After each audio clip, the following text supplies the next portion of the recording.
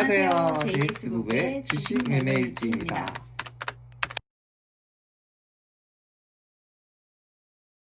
네, 오랜만에 찾아뵙습니다. 네, 한동안 좀 바빠가지고 좀 영상을 찍지 못했거든요.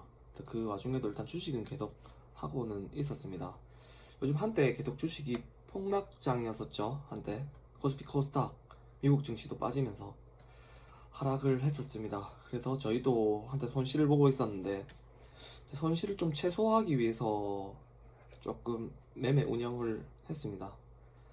뭐 가만 놔두는 게 좋을 수도 있지만은 그래도 낙폭이 과다하게 나왔을 때 다시 빠르게 뛰어올 수 있는 종목으로 가는 게 맞기 때문에 최대한 고심을 해서 매매를 진행을 하였습니다. 제가 원래 보유하고 있었던 종목이 CIS 그리고 동국 SNC, 두산중공업을 보유하고 있었고요. 그때 이제 낙폭이 과대되면서 동국 SNC랑 두산중공업, CIS 다 빠졌죠. 근데 이제 두산중공업 대비 이제 동국 SNC나 이제 CIS 경우에는 낙폭을 했을 때 이제 조금 더 작은 덩치가 시총이 작고 덩치가 작기 때문에 조금 더 빨리 튀어오를 수 있는 그러니까 반발 매수죠. 이제 기술적으로 튀어오를 수 있는 그런 반등이 좀 강하게 나올 수 있기 때문에 두산중공업은 시총이 크고 조금 무겁게 움직이기 때문에 그런 점을 좀 생각을 해서 일단 여기 보시면은 24일날 제가 원래 CIS는 단가가 8,500원이었습니다. 동국 SNC는 1,050원, 두산중공업 같은 경우는 여기 보이는 단가대로 14,900원 정도 되고요. 그래서 일단은 24일날 두산중공업 44주를 매도합니다. 그래서 CIS 7,020원 내려왔을 때 6,000원대 내려왔을 때 샀으면 좋았을 텐데 조금 다져가는 모습을 보고 들어간다고 찍고 올라올 때 7,020원에 83주를 매수해서 평균 단가를 낮춥니다. 그리고 25일날에는 또 두산중공업을 30주를 팔았고요. 동국 SNC 그 금액으로 49주를 사서 또 평균 단가를 낮춥니다. 그런데 28일날 두산중공업을 또 20주를 팝니다.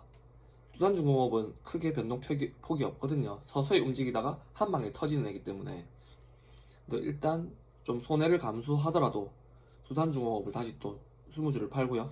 또 동국 SNC 32주를 삽니다. 그래서 요때 28일까지 CIS는 8,500원 단가에서 8,000원까지 내리고요. 이렇게 매수를 해서 동국 SNC는 1,050원에서 두산중공업을 팔고 이렇게 49주, 32주 추가 매수를 하면서 9,400원으로 평균 단가를 일단 낮췄습니다. 그러고 있는 도중에 두산퓨어셀, 두산그룹주 이슈가 발생하죠. 두산퓨어셀이 블록딜 실패라고 기사가 뜨면서 심하게 크게 밀립니다. 3,700원, 600원까지 아마 더 밑으로 밀렸던 걸로 제가 알고 있는데 36,000원, 35,000원까지 제가 밀린 걸로 알고 있거든요. 한번 차트 보시면은 이날 35,550원까지 내려왔었죠.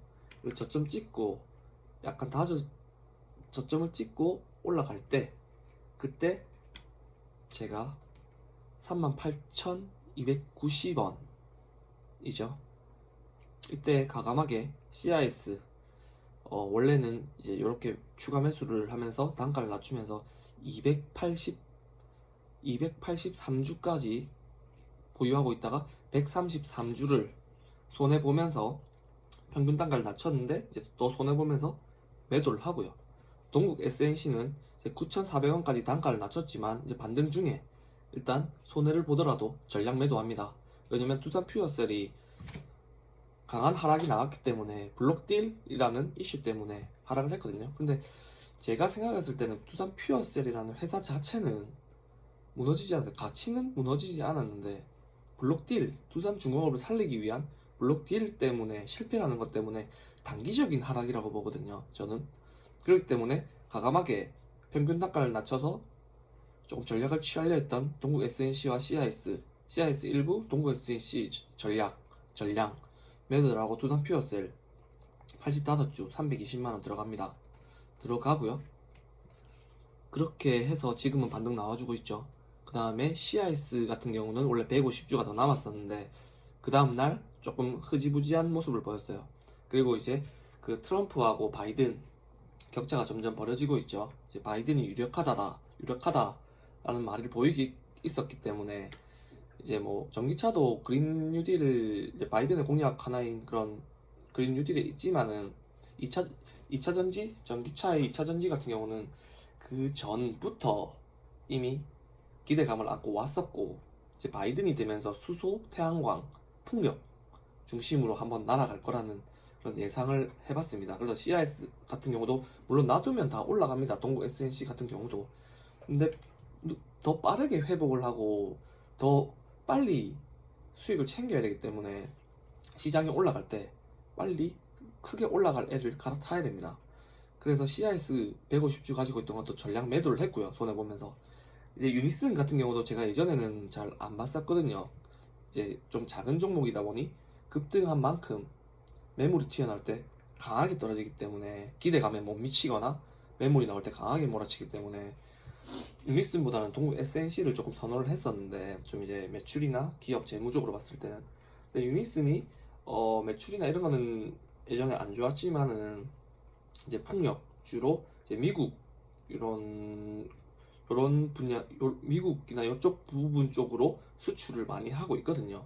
그래서 아마 바이든이 됐을 때 유니슨이 좀 수혜를 많이 보지 않을까 생각합니다. 동국 SNC 같은 경우는 그런 지금 아직까지 수주 소식은 없거든요. 풍력주를 하고 있지만 그리고 삼강 MNT 같은 경우는 이제 뭐 동남아시아 이제 아시아권에 지금 수주를 하고 있고 유니슨은 이제 미국 쪽 이쪽으로 수출을 하고 있는 것으로 알고 있기 때문에 아마 바이든이 당선됐을 때 최고 수혜를 입을 것은 지금 유니슨으로 생각을 하고 과감하게 CIS 정리하고 지금 유니슨 매수를 들어갔습니다.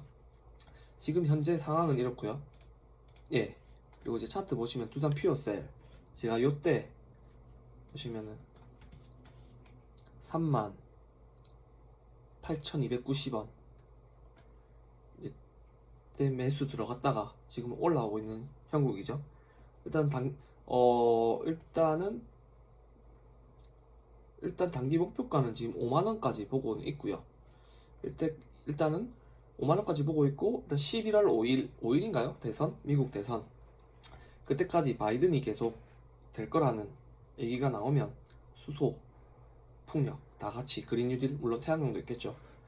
다 올라가지 않을까. 그때까지는 계속 보유하면서 이제 동향 보면서 접근하도록 하겠습니다. 일단 단기적으로는 5만원 보고 가겠습니다. 네, 그리고 이제 구매했던 유니슨 같은 경우도 지금 낙폭 주면서 올라가고 있죠. 20일 돌파 앞두고 제가 그 전에 매수를 들어갔거든요. 왜냐면 이제 말 그대로 이제 대선주 미국이 바이든이 된다면은 이제 풍력 산업을 진출할 것이고 앞전에 계속 미국으로 수출을 해왔던 유니슨이 아마 수혜를 강하게 입으면서 21선을 돌파할 거라고 조금 가치 있는 기업이라고 판단을 했고요. 일단 21선을 안착하면서 마무리했는데 일단 제 판단했을 때는 아마 돌파할 것으로 생각이 됩니다. 목표가는 일단 7,000 전고점 7,900원 7,000원에서 8,000원 사이로 지금 생각을 하고 있습니다. 예, 그리고 그 다음 보유 종목인 두산중공업은 계속 보유 중이죠.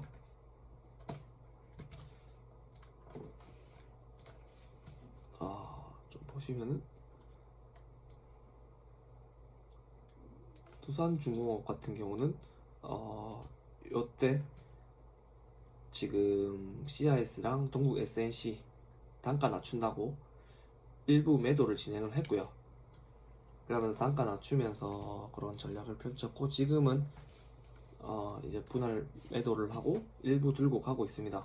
두산중공업 같은 경우도 지금 위에 매물대가 있지만은 그래도 뭐 인프라코어 지금 매각 이슈 계속 조금씩 나오고는 있죠. 이제 매각되면 이제 그 채무에 대한 그 빚은 다 청산을 하죠.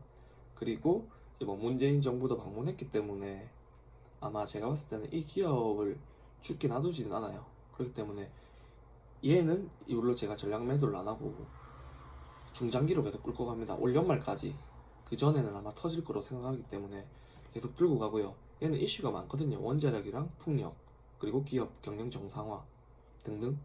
그리고 또 뭐 얼마 전 뉴스도 보니까 뭐 인프라 코어를 팔고 나면 뭐 두산은 뭐 먹고 사냐 뭐 이런 말도 있었는데, 뭐 퓨어셀 있고 두산중공업이 이제 풍력으로 다시 일어날 거거든요.